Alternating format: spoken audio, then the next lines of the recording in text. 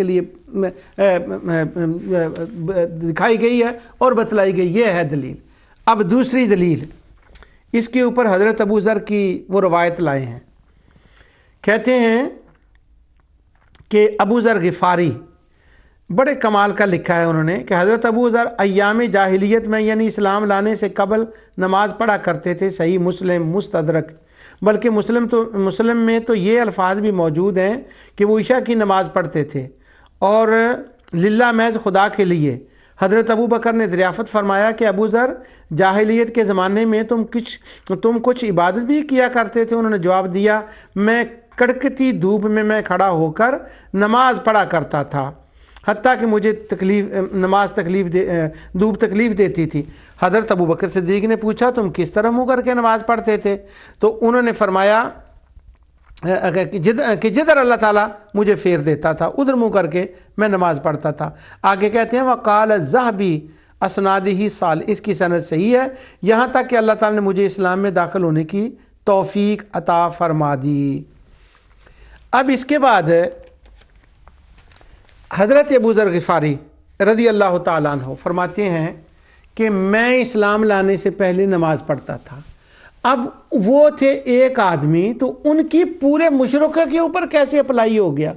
اصل میں مسئلہ یہ تھا، اس پر میں نے آگے جا کر بیان کرنا ہے، لیکن میں تھوڑا سا اس کا ہنٹس دے دیتا ہوں آپ کو کہ مکہ کبھی یہ زمین روئے زمین اللہ کے بندوں سے خالی نہیں ہوئی، کوئی نہ کوئی اللہ تعالیٰ کا بندہ، ایک یا دو یا تین یا چار یا سات، وہ میں آگے روایتیں پڑھوں گا اس وقت، کوئی نہ کوئی رہے ہیں۔ تو عرب کے اندر بھی کچھ لوگ وہ تھے جو دین ابراہیم پر قائم تھے، اور انہی کے لیے اللہ تعالیٰ نے قرآن میں اکثر کا لفظ فرمایا ہے کہ وہ اکثر مشرک ہوتے تھے اور یہ بعض ہوتے تھے، ان کی تحسین فرمائی گئی۔ بس اتنا ہی کافی، اس پر میں تفصیل آگے کروں گا۔ تو ابو ذر غفاری کی نماز پڑھنا ابو جہل کو نمازی نہیں بنا سکتا، ابو ذر غفاری کا نماز ادا فرمانا ابو لہب کو نمازی نہیں بنا سکتا، عتبہ و طیبہ کو نمازی نہیں بنا سکتا، ولید بن مغیرہ کو نمازی نہیں بنا سکتا۔ ایک طرف قرآن کی آیات ہیں اور ایک طرف یہ غلط اطلاق ہے، یہ ان کی دلیل ہے۔ دو دلیلیں میں نے بتا دی۔ اب تیسری دلیل ایک وہ سنیے، یہ اس کتاب کے اندر وہ ذکر کرتے ہیں کہ ایک شعر ہے، شاعر نے لکھا، انہوں نے ویسے یہاں پر اس کا حوالہ دیا ہے حجت اللہ البالغہ کا، کہ اس کے اندر یہ شعر لکھا ہے، لیکن میں حجت اللہ البالغہ کا نہیں دے رہا، یہ شعر اس کے میں پورے حوالے دوں گا انشاءاللہ جب میں اس پر بات کروں گا۔ اس شعر پر لسان العرب سے میں دے رہا ہوں، لسان العرب سے ساری کی کتابوں میں ہے، اس کے میں پورے حوالے دوں گا وہاں پر۔ شعر یہ ہے، وہ فرماتے ہیں، یہ سرفراز خان صفدر صاحب نے لکھا ہے، وہ کہتے ہیں کہ ایک شعر ہے جردان العود، کوئی ایک شاعر ہے، اس نے زمانہ جاہلیت کی بات کرتے ہوئے کہا وَأَدْرَكْنَا أَعْجَازًا مِنَ اللَّيْلِ بَعْدَمَا أَقَامَ الصَّلَاةَ الْعَابِدُ الْمُتَحَنِّفُ۔ شعر یہ لکھتے ہیں کہ اس کا ترجمہ یہ ہے کہ سواریوں نے رات کے آخری حصوں کو پا لیا جب عابد دیندار اپنی نماز ادا کر چکا۔ آگے لکھتے ہیں اس شعر سے معلوم ہوا کہ مشرکین نمازی تھے۔ استغفر اللہ العظیم۔ شعر تو یہ ہے کہ سواریاں جا رہی تھیں تو وہ صبح کے وقت اس مقام پر پہنچ گئیں، یعنی یوں کہہ لیں کہ برمنگھم سے وہ لندن چلیں، اور لندن وہ اس وقت پہنچ گئیں جب وہ نماز پڑھنے والے حنفی عابد اٹھ کھڑے ہوئے تھے نماز پڑھنے کے لیے۔ اب آپ نے العابد المتحنف اس سے پتہ کر لیا کہ یہ ان حنیف مسلمانوں کی بات ہو رہی ہے، تو نہ وہ منافقوں کی آیت دلیل بنی مشرکوں کو نمازی ثابت کرنے کے لیے، نہ ابو ذر غفاری کی روایت ثابت ہوئی، اور نہ یہ جو ہے نا جردان العود اس کا جو شعر ہے وہ مشرکوں کو نمازی ثابت کر سکا۔ وہ ایک خاص لوگ تھے، ان پر انشاءاللہ میں آگے جا کر کلام کروں گا۔ تو اس پر میں تو کہوں گا ان دلائل پر جتنا بھی ان کا ماتم کیا جائے وہ کم ہے، کہ وہ حنیف لوگوں کی بات اور اس کو پورے مشرکین کے اوپر چسپاں کر دیا۔ ویسے میں جب سے یہ پڑھ رہا ہوں نا، مجھے یہ اس کے سوا اس کے اندر کوئی بات ثابت نہیں ہوتی، میں نظر نہیں آتی کہ مشرکین کو نمازی ثابت کرنے سے آخر ملے گا کیا۔ ایک جملہ میں اور بتا دوں کہ جو ابو ذر غفاری کی حدیث صحیح مسلم میں آئی ہے نا، اس کے اندر یہ الفاظ بھی ہیں۔ یہ یوں قصہ ہے کہ ابو ذر غفاری نے مدینہ مکہ مکرمہ کے اندر اپنے بھائی کو بھیجا کہ وہ جا کر جو نبی آقا دو جہاں صلی اللہ علیہ وسلم کے کسی کام کے لیے بھیجا، تو وہ کام کے لیے آئے تو مکے میں انہوں نے حضور کو دیکھا، تو وہ جا کر اپنے بھائی کو کہتے ہیں کہ جو جس دین کی تو بات کرتا ہے نا، مکے میں نے ایک آدمی دیکھا وہ اسی دین کی بات کرتا ہے جس دین پر تو ہے۔ اب یہ مشرکوں کے لیے کیسے بن گیا؟ وہ تو دین حنیف ملت ابراہیم کی بات کر رہے ہیں، تو ابو ذر غفاری تو اس دین پر تھے، اس لیے وہ نماز پڑھتے تھے، اسے ابو جہل کیسے نمازی ثابت ہو گیا؟ اصل میں نے نا وہ سارے لکھے ہوئے، اب جو بات سامنے آتی ہے وہ میں کرتا چلا جاتا ہوں۔ فضائل ابو ذر غفاری کے اندر وہ پوری روایت موجود ہے۔ تو الحمدللہ میں نے یہ ثابت کر دیا کہ مشرکین نمازی نہیں تھے۔ اب ہمارے دوست کہتے ہیں کہ وہ نمازی، وہ بھی نمازی، یہ بھی نمازی، وہ بھی صدقہ خیرات کرتے، یہ بھی صدقہ خیرات کرتے، وہ بھی حج کرتے، یہ بھی حج کرتے، وہ بھی غریبوں پر مہربان، یہ بھی غریبوں پر مہربان، اور آخر جب یہ بات کرتے ہیں تو پھر کہتے ہیں کہ وہ بھی وسیلہ مانتے، یہ بھی وسیلہ، یہاں آ کر وہ تان توڑ دیتے ہیں، یہ بھی شفاعت مانتے اور وہ کس قسم کی شفاعت مانتے تھے وہ میں نے بتا دیا۔ اب میں آتا ہوں حج کے معاملے میں، کہ ہمارے دوست اس پہ ثابت کرتے ہیں کہ جی وہ حاجی بڑے تھے۔ میں نے قرآن کریم کی جو آیت پڑھی ہے وہ یہ ہے وَأَتِمُّ الْحَجَّ وَالْعُمْرَةَ لِلَّهِ، پورا کرو اپنا حج اور عمرہ، اور آخر میں لفظ ہے للہ، اللہ کے لیے۔ جیسے وہ نماز کا میں نے بتایا تھا نا، فَصَلِّ لِرَبِّكَ وَانْحَرْ، کہ اللہ اپنے رب کی نماز پڑھو۔ کیوں؟ کہ وہ نمازیں پڑھ رہے تھے لات منات عزا کی۔ اب یہاں جو فرمایا نا وَأَتِمُّ الْحَجَّ وَالْعُمْرَةَ لِلَّهِ، اللہ کے لیے عمرہ، اللہ کے لیے حج۔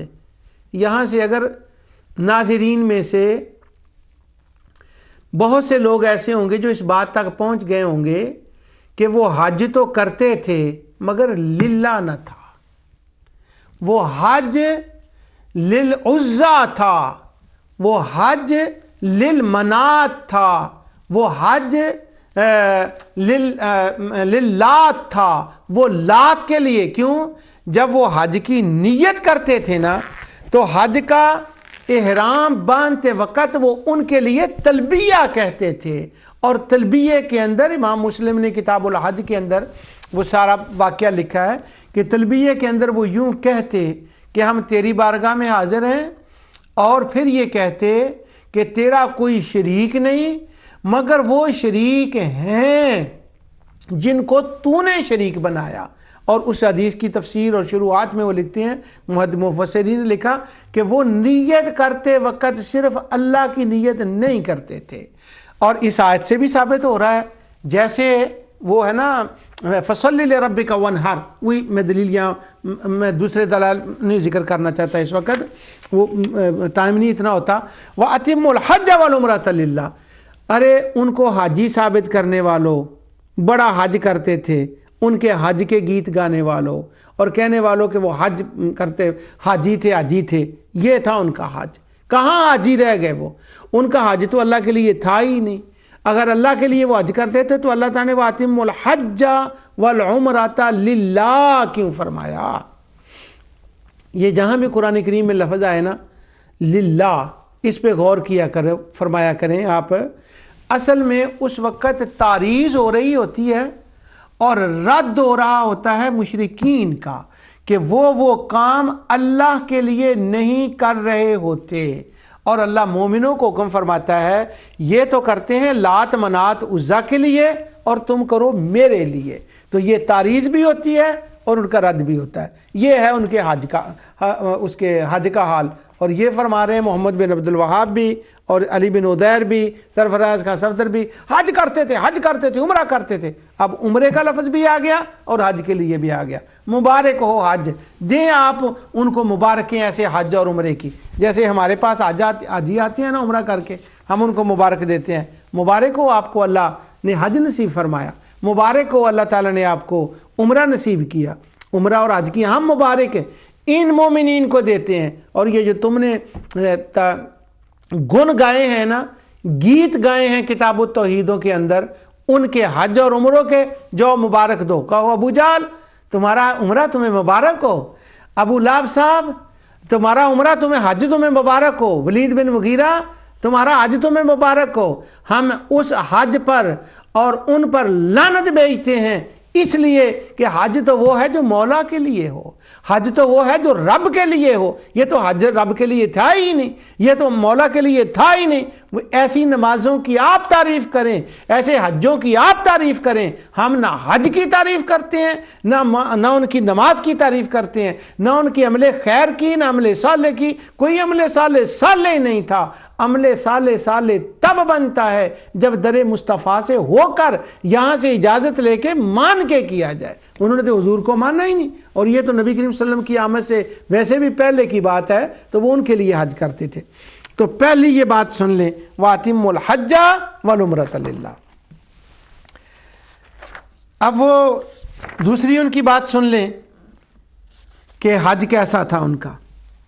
حج کے بعد ایک تھی, پہلے میں نے نیت کی بات کر دی کہ وہ نیت کیا تھی ان کی اور وہ کیسے حج کرتے تھے, لات منات کے لیے تھا.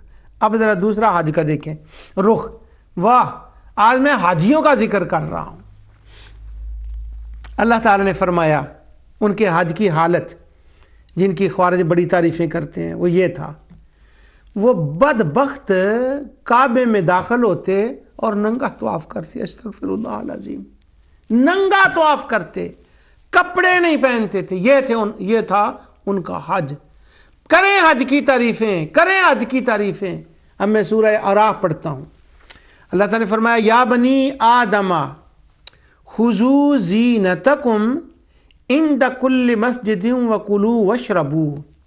اے اولاد آدم تم ہر نماز کے وقت اپنا لباس زینت پہن لیا کرو, کھاؤ اور پیو, اور حد سے زیادہ خرچ نہ کرو, بے شک وہ بے جا خرچ کرنے والوں کو پسند نہیں فرماتا. تو یہ جو حکم آیا نا کہ زینت اختیار کیا کرو, یہ اس لیے تھا کہ وہ ننگے طواف کرتے تھے, یہ ان کے رد میں تھی. آگے اللہ وہ کہتے تھے نہیں یہ کپڑے نہیں پہننے چاہیے. اللہ تعالیٰ فرماتا ہے قل من حرم زینت اللہ التی اخرج لعبادہ والطیبات من الرزق. فرما دیجئے اللہ کی اس زینت کو کس نے حرام کیا جو اس نے اپنے بندوں کے لیے پیدا فرمائی ہے, اور کھانے پینے اور ستھری چیزوں کو بھی کس نے حرام کیا. مسئلہ یہ تھا ان کے سرداروں اور کاہنوں نے اور جنات نے ان کو یہ پٹی پڑھائی تھی ننگے طواف کرو, یہ چیز نہ کھاؤ اور یہ کھاؤ. اللہ تعالیٰ نے ان سب کا رد فرمایا, اور اللہ تعالیٰ نے فرمایا قل انما حرم ربی الفواحش ما ظہر منہا وما بطن. فرما دیجئے میرے رب نے تو صرف بے حیائی کی باتوں کو حرام کیا ہے. اب ان کا بے حیائی کا جو حج ہے اس حج کی تعریفیں کی جا رہی ہیں. ننگے طواف کرنا, اور حج کس کے لیے؟ بتوں کے لیے. اور یہ کہہ رہے ہیں جی انہوں نے حج کیا, وہ تو حاجی تھے. اللہ اکبر, یہ تھا ان کا حج, ننگے طواف کرنا. اب جو ان کو الحاج کہا جاتا ہے نا, میں اس حج کی بھی آپ کو بتاؤں گا تعریفیں اس کی انشاءاللہ کہ کیا ہے حج. اب میں سورہ بقرہ کی ایک مقام سے قرآن کریم کی میں آیات آپ کو پڑھ کے سناتا ہوں اور ان کے حج کا نقشہ کھینچتا ہوں. میں کیا کھینچتا ہوں, اللہ سبحانہ و تعالیٰ نے خود کھینچا ہے, میں نے تو صرف وہ آیات تلاوت کرنی ہے. سنیے ذرا وہ حج کی باتیں. اللہ تعالیٰ فرماتا ہے الحج اشہر معلومات فمن فرض فیہن الحج فلا رفث ولا فسوق ولا جدال فی الحج۔ حج کے مہینے مقرر ہیں، اس لیے جو شخص ان میں حج لازم کر لے وہ اپنی بیوی سے میل ملاپ کرنے، گناہ کرنے اور لڑائی جھگڑے کرنے سے بچتا رہے۔ یہاں پر یہ آیا کہ اس کے اندر فسق و فجور نہیں کرنا چاہیے اور لڑائی جھگڑا نہیں کرنا چاہیے۔ اب یہ میں نے آپ کو طواف کا حال بتا دیا تھا اندر کا، اب ذرا مکے سے باہر نکلیں، وہاں ان کا میلہ لگتا، لڑائیاں ہوتی اور بے حیائی کی کھل کے وہ باتیں کرتے۔ اب اسی کا آگے اللہ تعالیٰ نے جواب دیا، یعنی حج کو دیکھیں جس حج کی تعریفیں کی جا رہی ہیں، بے حیائی لباس کے اعتبار سے اور فضولیات کے اعتبار سے، اور اللہ سبحانہ و تعالیٰ نے انہی کو یہاں منع کیا ہے، اور مسلمانوں کے لیے ہدایت ہے کہ یہ حج کا وہ طریقہ نہیں جو یہ کر رہے ہیں، فسق و فجور نہیں اور لڑائی نہیں۔ آگے سنیے، اللہ تعالیٰ فرماتا ہے ثم فاذکروا اللہ عند المشعر الحرام واذکروہ کما ہداکم وان کنتم من قبلہ لمن الضالین۔ اور جب تم عرفات سے لوٹو تو مشعر حرام کے پاس ذکر الہی کرو اور اس کا ذکر کرو جیسے کہ اس نے تمہیں ہدایت کی ہے۔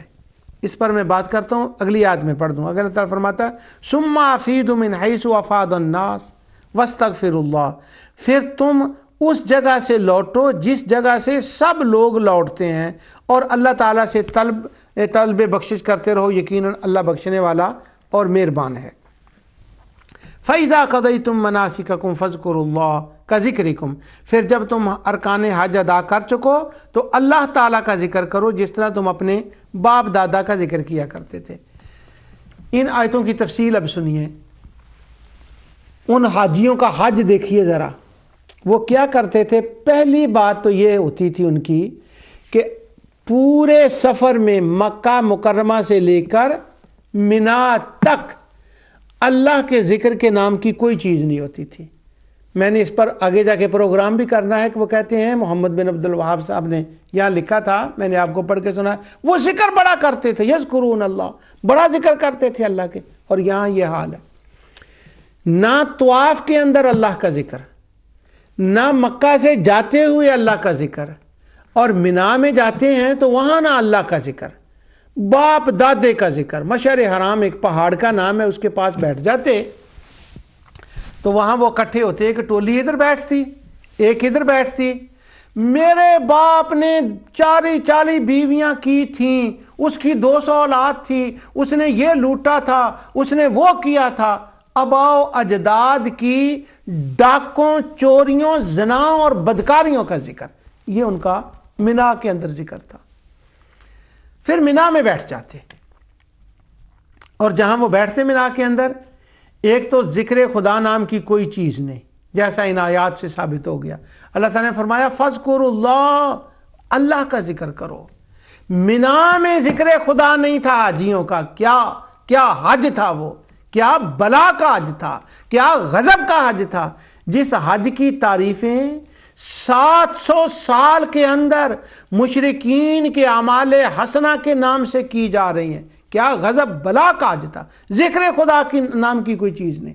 اور پھر وہیں منا میں بیٹھ کے، ابھی میں نے آپ کو یہ آیت پڑھی تھی کہ فَإِذَا قَضَيْتُم مِّنْ عَرَفَاتٍ، اس کا کیا مطلب ہے؟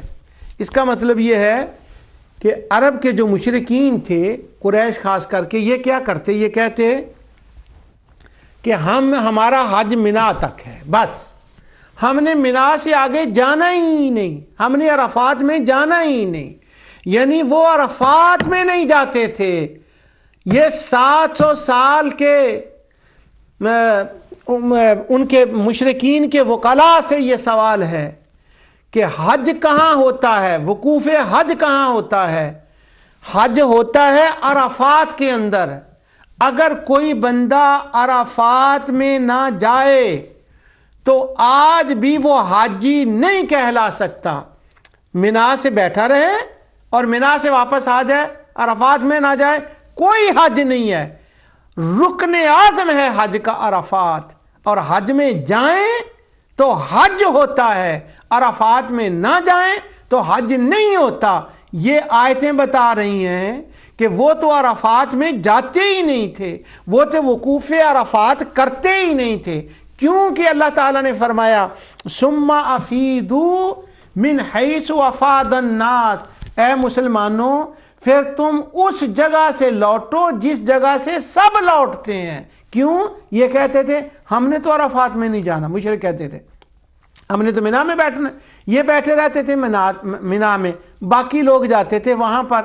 تو اللہ تعالیٰ فرماتا ہے جہاں وہ سب عرفات میں جاتے ہیں تم بھی وہاں جاؤ، وہاں حج کرو، پھر وہاں سے لوٹو۔ فَإِذَا قَضَيْتُم مِّنْ عَرَفَاتٍ، پھر جب عرفات سے وقوف عرفات کے بعد آؤ فَاذْكُرُوا اللَّهَ، پھر تم اللہ تعالیٰ کا ذکر کرو۔ اب سارے جہاں کے خوارج اکٹھے ہو جائیں، ساری دنیا کی دولت لگا دیں اس کے اوپر، مجھے ابو جال کو حاجی ثابت کر کے بتائیں، ابو لہب کو حاجی ثابت کر کے بتائیں، ولید بن مغیرہ کو ذرا حج کی مبارک دے کے دیکھیں، اور عتبہ کو ذرا حاجی بنائیں، عتیبہ کو ذرا حاجی بنائیں، اور عمر بن لوہی جس کے لیے سرفراز خان صفدر صاحب نے خاص کر اس کے گیت گائے ہیں، عمر بن لوہی کے خاص کر کے اس کے جو گیت گائے ہیں اس کے اندر، کہ وہ جی بڑا تھا، سخی تھا، بڑا حاجی تھا وہ عمر بن لوہی، اس کے گیت گائے ہیں کہ وہ تو یہ صدقہ خیرات بھی کرتا تھا اور وہ یہ بھی کرتا تھا، زکوٰۃ بھی دیتا تھا، اور اس نے تو غریبوں کو جو تھے وہ کپڑے بھی دیے ہوئے تھے، وہ غریبوں کی مدد بھی کرتا تھا، اس کے خاص کر کے گیت گائے گئے ہیں، مجھے یہاں یاد پڑتا ہے کہ وہ زکوٰۃ دیتا تھا اور وہ صدقہ کرتا تھا، اس کو حاجی کہیں ذرا۔ اور وہ صدقہ کیوں دیتا تھا، اس نے کیوں، عمر بن لوہی نے کیوں لوگوں کو، غریبوں کو کھانا کھلاتا اور کپڑے دیتا تھا، اس کی راز کی بات میں بتاتا ہوں آپ کو۔ وہ راز یہ تھا کہ وہ لایا تھا بت شام سے، یہاں تھا دین ابراہیمی، یکدم اس کو ختم کرنا ممکن نہیں تھا۔ اب یہ رشوت دیتا تھا غربا کو عمر بن لوہی، جو سرفراز خان صفدر صاحب کو زکوٰۃ نظر آ گئی، جو صدقہ نظر آ گیا، جو شیخ عثیمین کو اس کے گیت گاتے نظر آ گئے، محمد بن عبد الوہاب نے اس کے صدقات کی تعریفیں شروع کر دیں۔ اصل میں وہ صدقہ نہیں تھا، وہ تو رشوت تھی، کہ جب اس نے کعبۃ اللہ میں لا کے بتوں کو لایا نا تو ان کو یہ کپڑے، یہ آپ کو پیسے آپ کے کام آ جائیں گے، بس بات کیا ہے، جب یہ طواف کرو نا حرم کا تو جاتے جاتے ذرا اس کو بھی ایک سجدہ، اس کو بھی یہ بھی کر دیں، یہ تو وہ صدقہ، اس کو صدقہ کہیں گے، لعنت ہے اس کے ایسے صدقے کے اوپر عمر بن لوہی کے۔ آپ عمر بن لوہی کو دیں مبارک حج کی، وہ عرفات میں نہیں جاتا تھا، بلکہ یہ بدعت اس نے شروع کی تھی، اسے بدعت کہتے ہیں۔ یہ ہے جس کے بارے میں آقا نے فرمایا کل بدعت ضلالہ کل ضلالۃ فی النار، یہ ہے وہ بدعت، لوگوں نے میلاد کا نام بدعت رکھ دیا۔ اب عمر بن لوہی کو ذرا حاجی کہیں، عرفات میں نہیں جاتا تھا، ابو لہب نہیں جاتا تھا، وہ نہیں جاتے تھے، تو اللہ تعالیٰ فرماتا ہے تم عرفات میں جاؤ۔ اب جب وہ عرفات میں نہیں گئے تو حج کیسا، کہاں سے حج ہو گیا؟ کہو ذرا ان کو حجی ننگے اللہ کے لیے حج نہ کریں، واتم الحج والعمرۃ للہ، ایک آیت میں نے پڑھی، اس کے بعد میں نے یہ آیا یا بنی آدم خذوا زینتکم عند کل مسجد، ننگے طواف کرنا حج کا دوسرا رکن ہو گیا، عرفات میں نہ جانا یہ ہو گیا، اور مینا کے اندر بیٹھ کے گندی غلیظ باتیں کرنا اور ان کا رد کرنے کے لیے اللہ تعالیٰ فرما رہا ہے فَاذْكُرُوا اللَّهَ كَذِكْرِكُمْ آباءکم او اشد ذکرا۔ اللہ تعالیٰ نے فرمایا وہاں باپ دادے کا جتنا تم ذکر کرتے ہو اس سے زیادہ اللہ تعالیٰ کا ذکر کیا کرو، تو یہ ہے ان کا حج۔ اللہ اکبر، وہ جی حاجی تھے، بنا لیں ان کو حاجی، عمر بن لوہی کو حج کی مبارکباد دیں، عمرے کی دیں، اور ان کا حج نہیں، کیوں؟ وہ عرفات میں نہیں جاتے تھے۔ اس آیت کی تفسیر میں حافظ ابن کثیر نے ایک بات لکھی ہے، میں وہ آپ کو بات کر کے وہ کہیں ٹائم چلا نہ جائے، حج وہ کیسا کرتے تھے، اس کے بعد میں ان کے خادم حرم ہونے کی بھی بات کر رہا ہوں۔ لوگوں کو بڑا فخر ہوتا ہے خادم حرم، خادم حرم، وہ جی خادم حرم ہے، اس کی بھی میں نے ابھی آپ کو باتیں سنانی ہیں، وہ بات چلی نہ جائے۔ حافظ ابن کثیر اس آیت کی تفسیر میں لکھتے ہیں ایک صحابی حج کرنے کے لیے آئے مسلمان ہونے سے پہلے، تو انہوں نے دیکھا سارے قریش بیٹھے ہوئے ہیں مینا کے اندر، اور یہ چونکہ باہر سے آئے تھے اس لیے انہوں نے تو جانا تھا آگے عرفات کے اندر، تو وہ کہتے ہیں وہ گئے اور انہوں نے دیکھا کہ آقا دو جہاں صلی اللہ علیہ وسلم وہاں تشریف فرما ہے۔ تو وہ کہتے ہیں میں دیکھ کے حیران ہوا کہ یہ تو قریش میں سے ہیں، تو یہ یہاں پر کیسے آ گئے، ادھر کیسے آ گئے، لیکن میں نے حضور کو زمانے میں وہاں پر دیکھا۔ سبحان اللہ، حج تو حضور کا تھا، ان کا تو حج ہی نہیں تھا۔ اب ذرا تھوڑا سا اس طرح بھی آ جائیں، بڑے گیت گاتے ہیں ہمارے دوست ان کی خدمت حرم کے، اس کے اندر میں نے ایک بڑی باریک بات بھی کرنی ہے، اللہ تعالیٰ مجھے توفیق دے کہ وہ میں اپنی بات جو ہے نا وہ بھی سمجھا سکوں۔ خدمت حرم کو دیکھیں ذرا، اللہ ان کی خدمت حرم کو کیا بیان فرماتا ہے۔ بڑی خاص آیت میں آپ کو بتانے لگا ہوں، ہے قرآن کی، عام طور پر اس آیت کی طرف دھیان نہیں جاتا۔ اللہ تعالیٰ فرماتا ہے اِن یریدوا خیانتک فقد خانوا اللہ من قبل فامکن منہم واللہ علیم حکیم۔ اصل میں یہ جنگ بدر کے بارے میں ہے، سورہ انفال کے بارے میں، کہ اگر وہ آپ سے خیانت کرنا چاہیں تو وہ اس سے قبل بھی اللہ سے خیانت کر چکے ہیں، یعنی وہ اگر وہ صلح کریں یا کوئی اور معاملات بدر کے ہوں تو اگر حضور کو اللہ تعالیٰ فرماتا ہے اگر وہ صلح کریں تو کر لیں، اور اگر آپ کو یہ خیال ہو کہ یہ خیانت کریں گے تو کوئی بات نہیں، وہ صلح کی طرف جھکیں تو جھک جائیں، اور باقی رہ گیا کہ وہ صلح کے ذریعے سے خیانت کریں گے تو یہ تو پہلے بھی ایک خیانت کر چکے ہیں۔ اب وہ پہلے کون سی خیانت کر چکے ہیں؟ جو پہلی خیانت کا یہاں ذکر ہے نا، فقد خان اللہ من قبل، جو پہلے خیانت کر چکے ہیں، وہ کون سی خیانت تھی؟ وہ خیانت یہ ہے، پوری سورہ انفال کو پڑھ لیں تو وہ خیانت یہ بنتی ہے کہ اصل میں اللہ سبحانہ و تعالیٰ نے اولاد ابراہیم علیہ السلام ہونے کی وجہ سے ان کو متولیان کعبہ بنایا، اور ان کے ساتھ یہ عہد تھا۔ کون سا عہد؟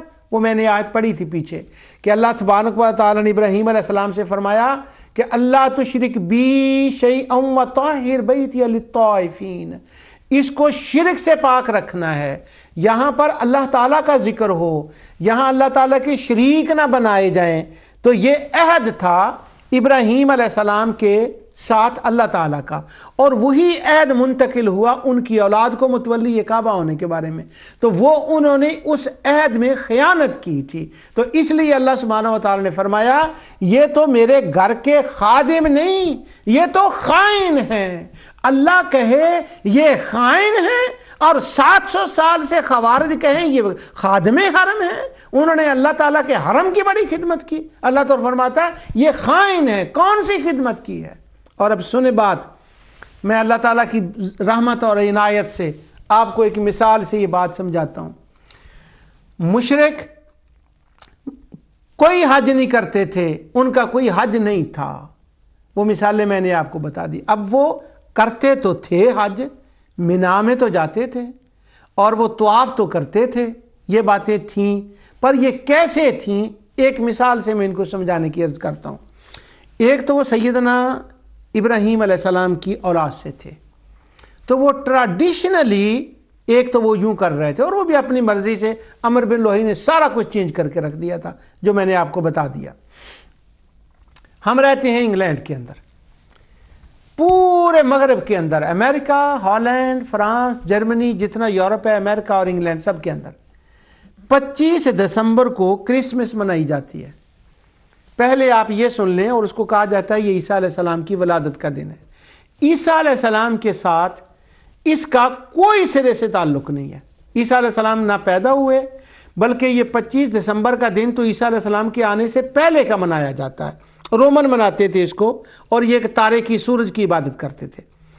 مگر جب رومن امپائر، رومیوں کی حکومت یہاں ختم ہوئی اور برٹش امپائر آئی، یہاں کے لوکل لوگوں کی حکومت آئی، رومن چلے گئے، جیسے یہ برطانیہ والے باہروں کے ملکوں پر حکومت کرتے تھے، اسی طرح یہ اب بھی کسی سینس میں کرتے ہیں، ان پر بھی رومنوں کی حکومت تھی، تو وہ رومن 25 دسمبر کو مناتے تھے۔ خیر رومن چلے گئے، ان کی امپائر آ گئی۔ यहाँ के पादरियों ने वो जो छुट्टी का दिन था 25 दिसंबर जो होता था, उसको सूरज की इबादत के लिए तो इतराज़ किया कि ये सूरज की इबादत के लिए नहीं हम करेंगे। तो क्या कहे, उन्होंने कहा ईसा अलैहिस्सलाम के नाम का कर दो कि इस दिन हम ईसा अलैहिस्सलाम के हालात को बयान किया करेंगे। इब्तिदान इसके अंदर ईसा अलैहिस्सलाम की वलादत का सिरे से कोई ताल्लुक ही नहीं था, ये तो अब जाकर हुआ है। बाद लोग कहते हैं मुसलमानों ने मिलाद उनकी देखा देखी की, कहाँ ईसा अलैहिस्सलाम की वलादत का पता ही नहीं है, देखा देखी मुसलमानों ने कहाँ की। तो 25 दिसंबर जो अंपायर रोमन, अब वो कहते हैं ईसाई कहते हैं हम ईसा अलैहिस्सलाम का ये दिन मनाते हैं। अब मगरब के अंदर सारे लोग इस दिन को मनाते हैं, इंग्लैंड में, हॉलैंड, लेकिन अक्सरियत इस वक्त दुनिया के अंदर मगरबी दुनिया में दैरियों की है। वो ना खुदा को माने, ना मूसा अलैहिस्सलाम को माने, ना ईसा को, किसी चीज़ को मानते ही नहीं।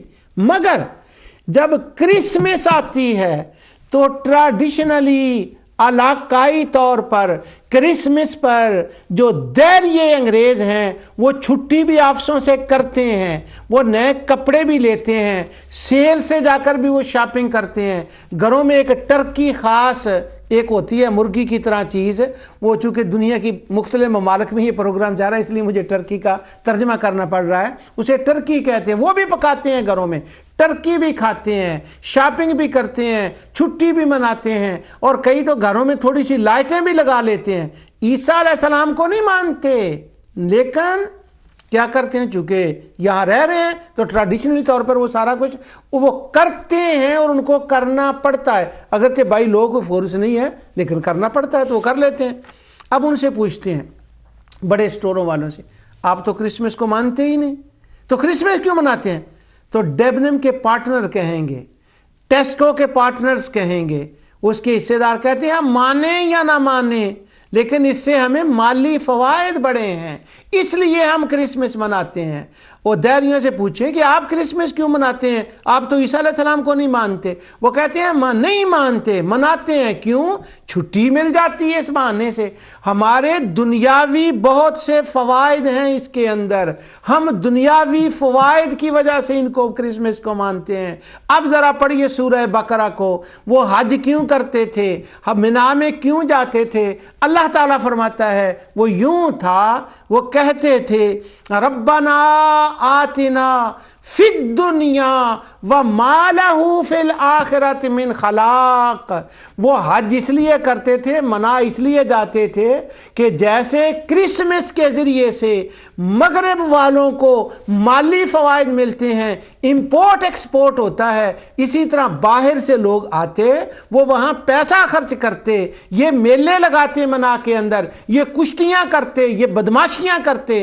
तो हज उनका इंपोर्ट एक्सपोर्ट का बिजनेस था और दुनिया का फ़ायदा था, ये उनका हज था। और हमारा हज वातिमुल हज वल उम्रत लिल्लाह, हज तो वो होता है जो अल्लाह के लिए हो। अब ऐसा हज, और उसके लिए उनके गीत गाने, हज करते थे, उम्रा करते थे, ये है जो कुरान ने उनके हज का हाल बयान किया। अब वो टाइम तेज़ी से जा रहा है, मैंने उनके हज की अभी और बातें भी आपको बतानी थी कि वो जो हज में होता था वो क्या करते थे और किस तरह से वो क्या मामला होता था, इनसे हवाले पढ़ता, लेकिन टाइम बड़ी तेज़ी से जा रहा है। अब मुझे जो आखिरी बारीक बात करनी है, बात और फिर बात के अंदर एक बारीक बात है। मैं अल्लाह के हुजूर दुआ गो हूँ कि अल्लाह सुब्हानहू व तआला अपनी रहमत और इनायत के सदक़े से जो मैं उनके खादमे हरम का हाल कुरान से बताने लगा हूँ, ये मेरे लिए आसान फरमा दे, और इसके अंदर जो एक बारीक तरबरा बात में करने लगा हूँ उसके बयान करने के मेरे पास टाइम नहीं। अल्लाह मेरे लिए वो भी आसान फरमा दे कि वो मैं समझा दूँ। एक सूरह अनफाल की आयत मैंने पढ़ दी आपको, ये उनकी खिदमत हरम थी जिसको अल्लाह ताला कह रहा फ़क़द ख़ानुल्लाह मिन क़ब्ल, उन्होंने ख़यानत की, कोई खिदमत हरम नहीं। अब खिदमत हरम वो किसको कह रहे थे, सुनिए ज़रा। सूरह तौबा के अंदर उसकी तफसील मैं पढ़ने लगा हूँ। वो खिदमत हरम इस बात को समझते थे कि जो बाहर से लोग हज और उम्रा करने के लिए आएँ उनके लिए ज़रा अच्छी कमोडेशन प्रोवाइड कर दें, एक। दूसरा, मस्जिद हराम काबातुल्लाह को ज़रा सफाई कर दें اور وہاں کوئی بیٹھنے کی جگہ، کوئی کرسیاں، کوئی ایسی چیزیں رکھ دیں تاکہ ان کے لیے آرام دہ ہوں۔ یعنی حج پر آنے والوں کے لیے فیسلٹیز قائم کرنا، اس کو وہ کہتے تھے خدمت حرم۔ اور یہ خدمت حرم نہیں تھی، یہ تو زائرین کے لیے تھا، ان کو سہولتیں فراہم کرنا۔ اب خدمت حرم کیوں نہیں؟ اللہ تعالیٰ نے فرمایا خدمت حرم یہ ہوگی، اللہ تشرک بی شیئا وطہر بیتی للطائفین۔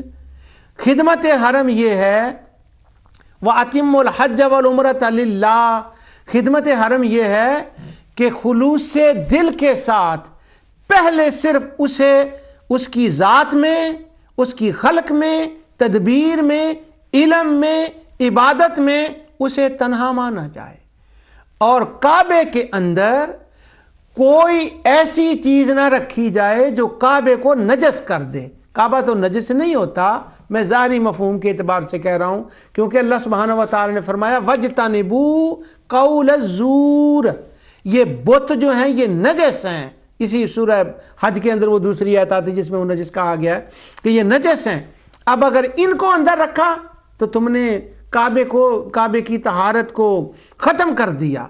اب وہ آنے والوں کے لیے تو کر رہے ہیں فیسیلٹیز پرووائڈ، ان کے لیے کرسیاں، ان کے لیے رہائشیں، ان کے لیے، اور اس پہ پر وہ دم مارے ہم خادم حرم، ہم خادم حرم، ہم خادم حرم، وہ خادم حرم خادم حرم کا نعرہ لگا رہے ہیں، لیکن وہ کر تو وہاں انہوں نے بت رکھے ہوئے ہیں، تو وہ تو شرک کر رہے ہیں۔ اس لیے اللہ تبارک و تعالیٰ نے فرمایا وَإِن يُرِيدُوا خِيَانَتَكَ فَقَدْ خَانُوا اللَّهَ مِن قَبْلُ فَأَمْكَنَ مِنْهُ۔ اللہ تعالیٰ فرماتا ہے یہ انہوں نے خدمت حرم نہیں کی، یہ اللہ کے تعالیٰ کے ساتھ خیانت کی ہے۔ اب میں سورہ توبہ سے پڑھتا ہوں۔ جب فتح مکہ قریب تھا، پلاننگ ہو رہی تھی مکہ مکرمہ پر جانے کے لیے، اعلان ہو گیا، وہ میں نے پچھلے پروگرام میں کہا تھا، پڑھی تھی آیت فَقَاتِلُوا أَئِمَّةَ الْكُفْرِ، اب اعلان ہو گیا۔ اس کے لیے جب تیاری ہوئی جانے کی تو مومنین اور مسلمین جو نئے نئے ابھی مسلمان، کچھ مکہ مکرمہ سے کچھ مسلمان تھے، کچھ آئے یا کمزور دل مسلمان تھے، ان کے ذہن میں یہ بات آئی، یا منافقین نے یہ بات مشہور کر دی، اور مسلمان آپس میں بھی بات کرتے کہ عبادت کون سی اچھی ہے، جیسا امام مسلم نے اس کا تذکرہ کیا ہے۔ اب ذرا میں وہ ساری تفسیروں کے میں سے جو کچھ وہاں لکھا ہے نا، ان سارا کا میں نے اشارہ کر دیا، لیکن میں سائیڈ سے ہو کر گزر رہا ہوں تاکہ میں اس میں وہ مجھے ٹچ نہ کرنا پڑے، ورنہ پھر مجھے وہاں وہ ضرورت پیش آئے گی ترجیح کی روایت کو ہے، لیکن میں نے تو آپ کو قرآن کی آیتیں صرف سنانی ہے۔ انہوں نے کہا کہ مشرک یہ میسج بھیجتے مکے کے اندر، ہم ہیں خادم حرم، ہم یہ دیوار نیچے گر گئی تھی، ہم نے قیمتی پتھر لگا دیا، ہم نے یہ کیا۔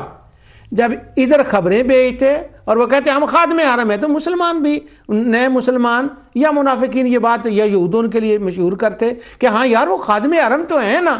اب سنیے سورہ توبہ کیا کہتی ہے۔ اللہ تعالیٰ نے فرمایا ما کان للمشرکین ان یامروا مساجد اللہ، اللہ تعالیٰ فرماتا ہے مشرکوں کے لیے یہ نہیں ہے کہ وہ اللہ کی مسجدوں کو تعمیر کریں۔ عمرہ کا مطلب آباد کرنا بھی ہوتا ہے، تعمیر بھی ہے، کہ یہ جو تم کہہ رہے ہو نا ہم نے یہ دیوار بنا دی تمہاری، تمہیں یہ نہیں۔ انما یامر مساجد اللہ من آمن باللہ والیوم الآخر، میرے اللہ کی مسجدیں صرف وہی آباد کر سکتے ہیں، خادم حرم صرف وہ ہو سکتے ہیں کہ جو اللہ تعالیٰ سے ڈریں، نماز قائم کریں، زکوٰۃ دیں۔ اب یہاں پھر یہ آ گیا، اگر وہ نمازیں پڑھ رہے تھے، زکوٰۃ دے رہے تھے، تو اللہ تعالیٰ نے یہ کیوں فرمایا کہ تم نماز نہیں پڑھتے اور زکوٰۃ نہیں دیتے، اس لیے تم اس کی اہلیت نہیں تمہارے اندر کہ تم خدمت حرم کرو۔ دوسرا ان کے نزدیک یہ تھا ہم نے یہ تعمیر کر دیا، اللہ نے فرمایا یہ تعمیر کوئی نہیں، میں نہیں قبول اسے کرتا۔ اب آنے والوں کے لیے فیسیلٹیز کرنا، اور مسجد حرام کی اگر کہیں سے کوئی تریڑ آ گئی ہے تو اس کو سیدھی کرنا، یہ ان کے نزدیک خدمت حرم تھا۔ بلڈنگ یہ تعمیر تھی۔ اب اللہ کے نزدیک یہ نہیں تھی، وہ یہ تھی کہ اس پر ایمان لایا جائے اور نماز قائم کی جائے، اور وَلَمْ يَخْشَ إِلَّا اللَّهُ، اور لات منات عزا کا یا دنیا کا خوف نہ ہو، صرف اس کا خوف ہو۔ یہ تھی تعمیر حرم، یہ تھی خدمت حرم۔ اب دوسرا ان کو بڑا چاہ تھا، وہ کہتے تھے اجعلتم سقایت الحاج و عمارت المسجد الحرام، وہ کہتے تھے ہم نے تو جگہ جگہ آب زمزم پینے کا انتظام کر دیا، ہم تو حاجیوں کو پانی بڑا پلاتے ہیں۔ یعنی دیکھیں خدمت حرم کا تصور دیکھیں ذرا، اس آیت کے آخر میں کمال ہو گئی ہے۔ وہ جملے کے لیے میں آپ کی ذہن تیار کر رہا ہوں۔ اللہ کے نزدیک کیا ہے یہ پانی پلانا، حاجیوں کے لیے آرائش کا بندوبست کرنا، اچھی رہائشیں فراہم کرنا، کرسیاں رکھ دینا وہاں پر، اور وہ مجھے یاد نہیں آ رہا جس کے اندر لفظ نہیں آ رہا، استغفر اللہ العظیم اللہم صلی علی، وہ پانی کے ٹینک رکھ دینا وہاں پر، اس کو وہ خدمت حرم کہہ رہے ہیں۔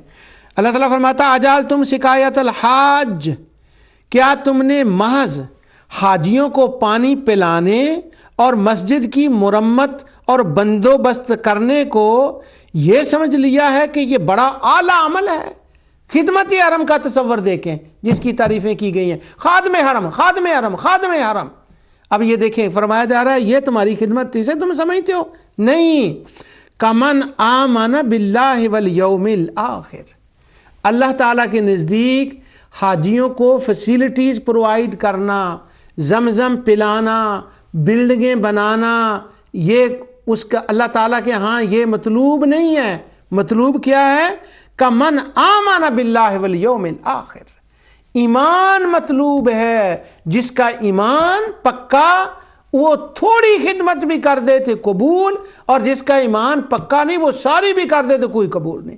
اب میں بتاتا ہوں کہ یہ جو خدمت حرم کرتے تھے نا، وہ یہ پیسے ان کے نہیں ہوتے تھے، یہ تھے جو حاجی اور عمرہ کرنے والے باہر سے آتے تھے نا، ان کے پیسے ہوتے تھے۔ باریک بات کر رہا ہوں، ان کے اپنے پیسے عیاشیوں پہ لگتے تھے، ان کے اپنے پیسے جوؤں پر لگتے تھے، اور ان کے اپنے پیسے شرابوں پر لگتے تھے، اور ان کے اپنے پیسے زنا پر لگتے تھے، دوسرے ملکوں میں جا کے زنا کرتے تھے۔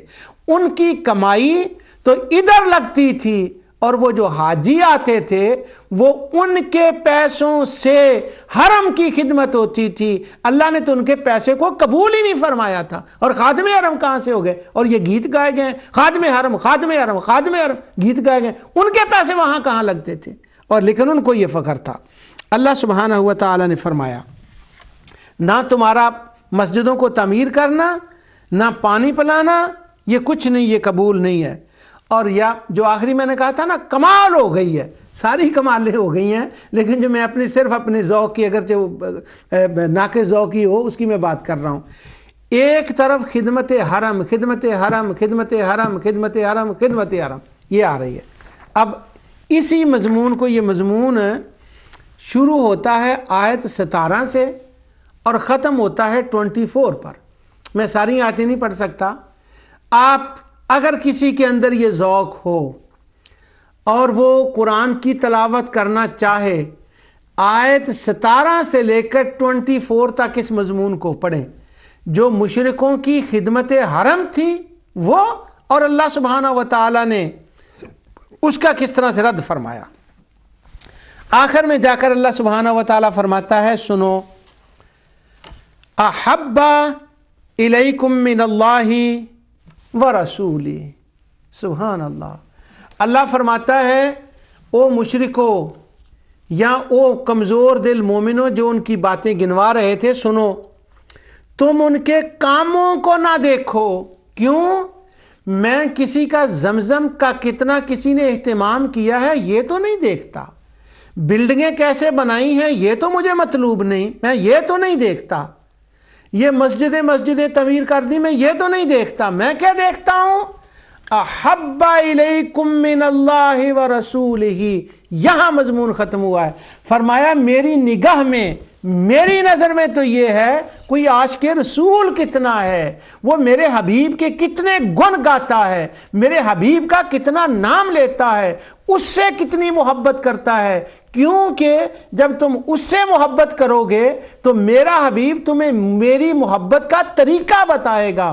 میرے حبیب کی محبت تو میری محبت کا وضو ہے۔ میں تمہارے اندر احب الیکم من اللہ ورسولہ ہی دیکھنا چاہتا ہوں۔ تم یہ بلڈنگیں بنا کے اور یہ زمزم کے بنا کے یہ دکھا رہے ہو، یہ حاجیوں کو پانی پلانے کا اہتمام کر کے مجھے دکھا رہے ہو۔ ہاں یہ اپنی جگہ اس کی ضرورت ہوگی، پر میری ضرورت جو میں چاہتا ہوں وہ احب الیکم من اللہ ورسولہ ہی ہے۔ آیت کا مزہ آ جائے گا جب آپ 17 سے لے کر 24 تک اس کو پڑھو گے تو اس کا رزلٹ یہ اللہ سبحانہ و تعالی نے نکالا ہے۔ سبحان اللہ، یہ مکہ مکرمہ کے اندر جتنی آیتیں ہیں یہاں ان کا اینڈ ہوتا ہے احب الیکم من اللہ ورسولہ وجہاد فی سبیل حتی واللہ لا یہدی القوم الفاسقین، اور اس کے بعد تو مضمون ہی نیا شروع ہو جاتا ہے۔ یعنی اللہ نے مضمون کا اختتام اس کو کامل مکمل فرمایا ہے حب رسول کے اوپر۔ اب بات کہاں ختم ہوئی؟ بات ہو گئی یہاں ختم ہو گئی کہ اللہ سبحانہ و تعالی دیکھتا ہے کوئی محب رسول کتنا ہے۔ جب محب رسول کوئی ہو اللہ کی نظر میں اس کی قدر ہے۔ سبحان اللہ۔ اور اللہ سبحانہ و تعالی نے یہاں پر ایک وہ کرائٹیریا بھی دیا کہ ایک طرف تمہاری رشتہ داریاں ہوں، ایک طرف ماں باپ ہوں، اولاد ہوں، کام ہوں، اور دوسری طرف اللہ اور اس کے رسول کی محبت ہو، تو ذرا اپنے آپ کو ٹیسٹ کر کے دیکھو کہ پلڑا کون سا باری ہے۔ ابھی ہمیں بھی اپنے آپ کو ٹیسٹ کر کے دیکھنا چاہیے کہ کیا کون سا پلڑا باری ہے، کس طرف ہے۔ اب یہ ہوگی خدمت حرم کی بات۔ میں نے آپ کے سامنے یہ سارے پلر گنوا دیے ہیں ان کے کہ وہ حج کیوں کرتے تھے، خدمت حرم کیوں کرتے تھے۔ یہ ان کے مالی فوائد تھے، یہ ان کے دنیاوی فوائد تھے، یہ ان کے سیاسی مسائل تھے۔ اسی حرم کی وجہ سے دنیا بھر میں ان کا سیفلی آنا جانا تھا۔ اس لیے تو اللہ سبحانہ و تعالی نے فرمایا لإیلاف قریش، قریشیو تمہارے دل کے اندر میں نے یہ جرت پیدا کر دی، یہ محبت ڈال دی، کیا کہ تم جہاں چاہو آ جا سکتے ہو۔ اس زمانے میں آنا جانا آسان نہیں تھا، تو فرمایا اس فَلْيَعْبُدُوا رَبَّ هَذَا الْبَيْتِ، اب تمہیں چاہیے کہ عبادت کرو اس رب کی جو اس گھر کا مالک ہے۔ فَلْيَعْبُدُوا رَبَّ هَذَا الْبَيْتِ، جس کا یہ گھر ہے۔ یہاں سے تعریض یہ بھی نکل رہی ہے کہ وہ اس گھر کے مالک کی عبادت نہیں کر رہے تھے، اس لیے تو فرمایا فَلْيَعْبُدُوا رَبَّ هَذَا الْبَيْتِ، اس کی عبادت کرو۔ اور اس حرم کے صدقے کیا ہوا؟ ایک دوسرے مقام پر اللہ تعالیٰ فرماتا ہے اَوَلَمْ يَرَوْا أَنَّا جَعَلْنَا حَرَمًا آمِنًا وَيُتَخَطَّفُ النَّاسُ مِنْ حَوْلِهِمْ۔ اللہ تعالیٰ فرماتا ہے اس حرم کی وجہ سے دیکھو تمہیں پروٹیکشن کیا ملی ہے۔ ارد گرد کے علاقوں میں جنگیں مسلط ہوتی ہیں، دشمن آتے ہیں، وہ قتل و غارت کرتے ہیں اور وہ اچک لیے جاتے ہیں، لیکن تم امن کے اندر رہتے ہو۔ نیشنلی انٹرنیشنلی، یعنی حج کا ان کو یہ فائدہ تھا، کعبے کا ان کو یہ فائدہ تھا کہ ان کو امان تھی اپنے ملک کے اندر، اور امان تھی الذی اطعمہم من جوع وآمنہم من خوف۔ انٹرنیشنلی وہ جہاں چاہے ان کو کوئی پوچھتا نہیں تھا۔ حج سے پیسے ملتے تھے، حج سے آمدنی آتی تھی، اس لیے وہ خادم حرم تھے۔ وہ تو باہر کے لوگوں کا آیا ہوا پیسہ جو حرم کے لیے تھا، نذرانے تھے، وہ تو ان کو دوسرے ملکوں میں عیاشیوں پر ختم کرتے تھے، خرچ کرتے تھے۔ تو یعنی ان کا جو زائرین حرم تھے ان پر احسان نہیں تھا، زائرین حرم کا ان پر احسان تھا کہ ان کی کمائی سے وہ خود بھی عیش کرتے ہیں اور حاجیوں کی خدمت بھی کرتے ہیں اور حرم کی خدمت بھی کرتے ہیں۔ تو آج کے پروگرام میں نے اللہ تعالیٰ کی رحمت اور عنایت سے آپ کے سامنے قرآن کریم کی یہ آیتیں بتا دیں کہ وہ کوئی حاجی نہیں تھے، کوئی خادم حرم نہیں تھے، وہ تو اس لیے یہ کرتے تھے تاکہ لوگ ان کو اچھا کہیں۔ سورہ نجم کے اندر اللہ تعالیٰ نے ان کا رد فرمایا، فَلَا تُزَكُّوا انفسکم هو اعلم بمن اتقى، اپنے آپ کو بڑا پاک صاف ستھرا مت جتایا کرو، اللہ جانتا ہے کہ تم کتنے پاک ہو، تم کتنا حج کرتے ہو، کتنا عمرہ کرتے ہو، کتنی خدمتیں کرتے ہو۔ ان اعمال کے ذریعے سے اپنے آپ کو شو آف نہ کیا کرو۔ اللہ کے ہاں مطلوب احب الیکم من اللہ ورسولہ ہی ہے، جس سے تم خالی ہو۔ اللہ سبحانہ و تعالی جو کچھ میں نے کہا اسے قبول فرمائے۔ اسی پروگرام کو میں آگے کنٹینیو کروں گا اگلے پروگرام میں بھی، کہ میں کسی دوسری چیز کو لوں گا کہ کیا وہ ذکر الہی بھی کرتے تھے جس کے اتنے گن گائے جاتے ہیں۔ وما علیہ